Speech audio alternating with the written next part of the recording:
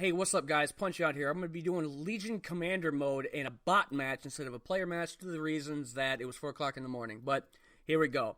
So starting off, when you want to go and do your fast builds, you want to do the Arsenal first? Yes, the Arsenal. The Arsenal, the reason why is because you need that for building your weapons.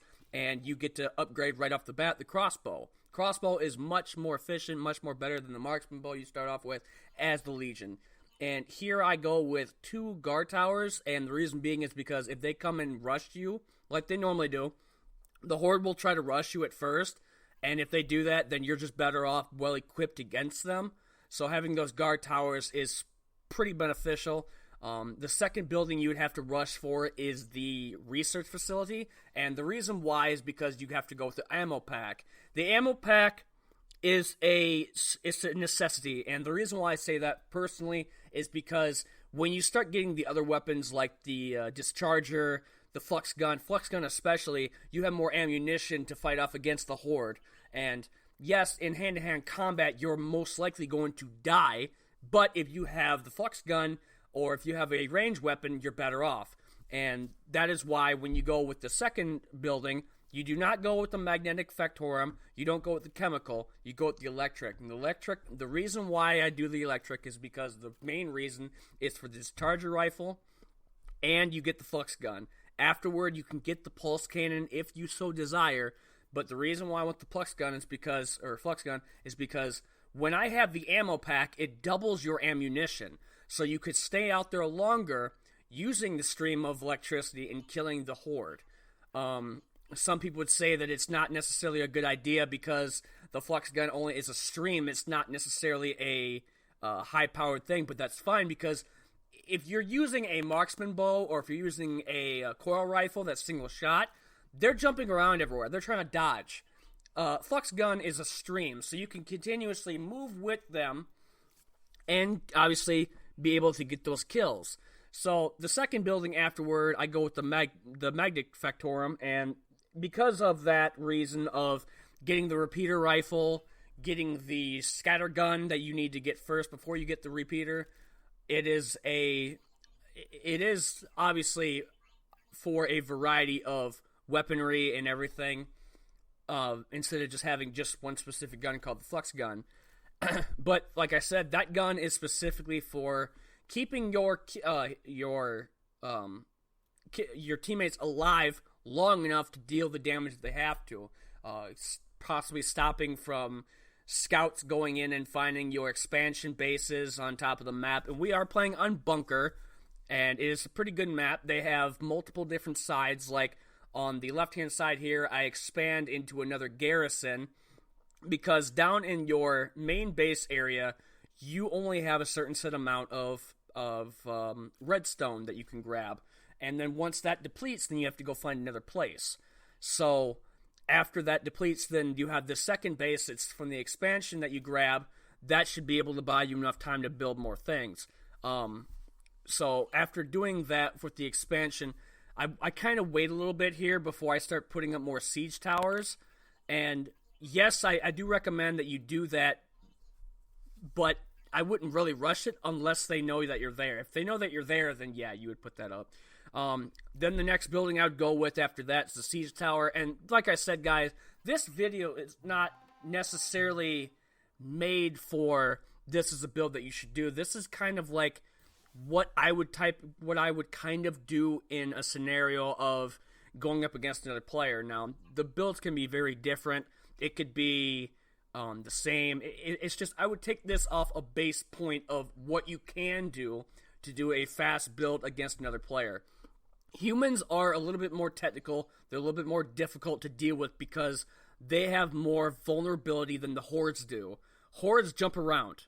They have a lot more stuff. They have a lot more, I guess you could see, a little bit more power. But the humans have more technicality, they have more technology, and they have more, I guess, units.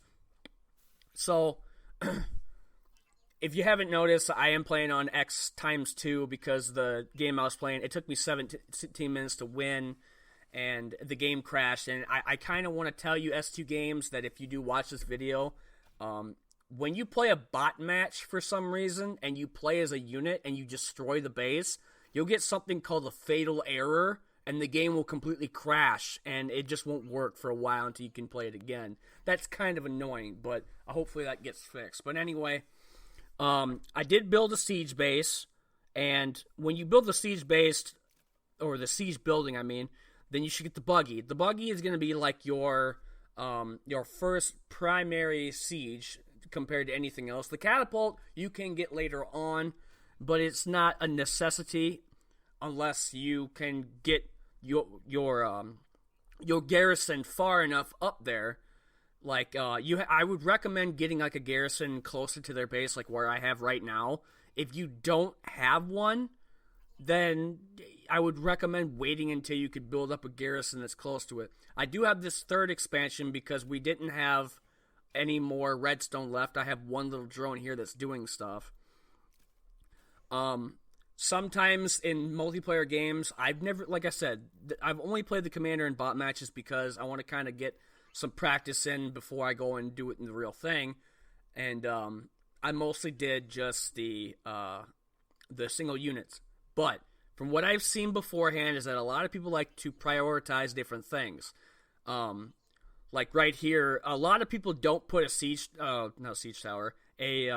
archer tower or a sentry up on that hill. And the reason why I would put it there is because not only does it reach across that hilltop, but the hordes would have to jump on top, or they would have to be able to go around in order to take out that one specific tower. And then this tower that I would have in the middle, I would change that either to a shield, mortar, or a Tesla tower, just so I'd either stop the infantry units from coming in, or dealing with the siege weapons, or even a possibility of just keeping my all-around structures alive. So then I go and decide to become a unit because I have basically all the stuff here that I wanted. You have the grenade launcher, the mortar launcher, the flux gun, you have the pulse cannon, marksman bow, coil rifle, and so on and so forth. And it's just pretty much from there on, taking out the base. Like I said, it was a bot match. So, like I said in the video, guys, this is just a base. This is not something that you have to do. I would go with start off the game, get a bunch of workers, build the arsenal first. Then after the arsenal, build the research facility. So then that way you can start building on ammo packs and med kits. Then after the med kits, build the Electrum Factorum. After you build the 2 guard towers to keep them from rushing you. And when they're trying to rush you, obviously you have the 2 guard towers that's protecting you. Build the Electro Factorum, build the Discharger, and then build the Fluxagun. But you're probably going to have to go to level 2, I think, of your stronghold before you could build the Fluxer Rifle. So I would do that as fast as possible because it'll keep you alive longer. See here, like I played the Legionnaire, but instead of going in there crazy swinging my axe around, I use the flux gun instead, and that is why I use it mainly. They're pretty much in disarray, and it takes them down quite a bit. I've seen people do that in a multiplayer match, and it's helped out a lot. So I hope you guys liked the video, and I'll see you guys all in the next Punches preview, or in the next Savage Resurrection. See you guys.